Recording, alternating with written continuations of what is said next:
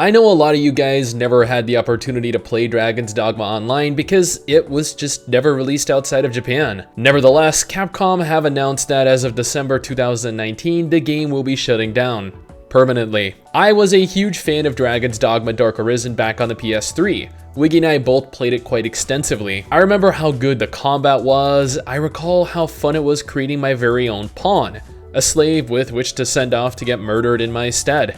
But as fun as it was, I was always left a little wanting. Wiggy and I both wanted to play together, but unfortunately that wasn't an option. The most we could do was allow one another to use each other's pawns sent across time and space. After hundreds of hours, we stopped playing and all but forgot about the game, until we started this channel, and after about a year or so, learned that there was a Japanese exclusive MMO version of Dragon's Dogma called Dragon's Dogma Online. You better believe that Wiggy and I were ecstatic to hear that, and within moments had scoured the internet looking for any and all information pertaining to the game. We were devastated to learn that the game was published by Capcom in Japan, and they had absolutely no intention of publishing it for the rest of the world. Not one to give up though, knowing that there were fan translations of MMOs like Phantasy Star Online 2 and Monster Hunter Online, we took to Reddit to see if that were the case here. And it was. There was an English fan translated patch that allowed us to play in our native language. All we needed was a VPN, which was easy. After going through all of the trouble of creating an account for the game in Japanese, downloading the game via a Japanese VPN, and setting everything up, we finally got in game. And it was everything we wanted. Well, I mean, the translation was,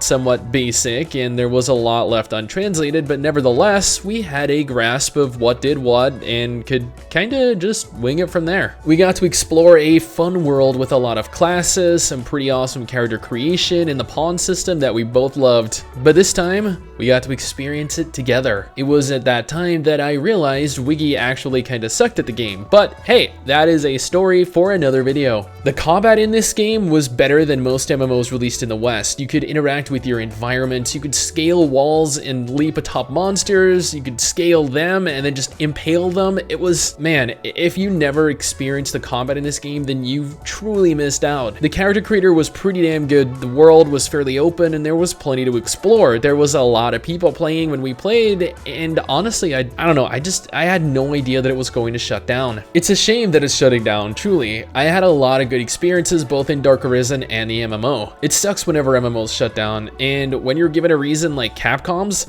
it has become too difficult to continue offering a satisfactory service. You have to wonder, why didn't they just give it to someone more competent? Like seriously, instead of taking the time to think through their issues, to take the time and solve whatever problems they were supposedly having, they just chose to give the middle finger to the community that had been supporting the game for the last 4 years. What was most likely the case, and this is pure speculation and completely just my opinion by the way, is that the game was no longer as profitable as it once was, and keeping the game online was probably yielding too little of a profit, or maybe no profit at all to really warrant the time and effort into keeping the game online and still semi-actively worked on. I know that the developers and publishers need to make a profit to keep a game online. That's not my issue. My issue stems from the fact that instead of making necessary changes to potentially support growth, they just opt to axe the game altogether. That is not the way to inspire confidence from your players, nor is it the way to keep their support for future releases. According to the director for the game though, the team were already in the middle of production for season 4 of the story when he was informed about it. Yeah, the director himself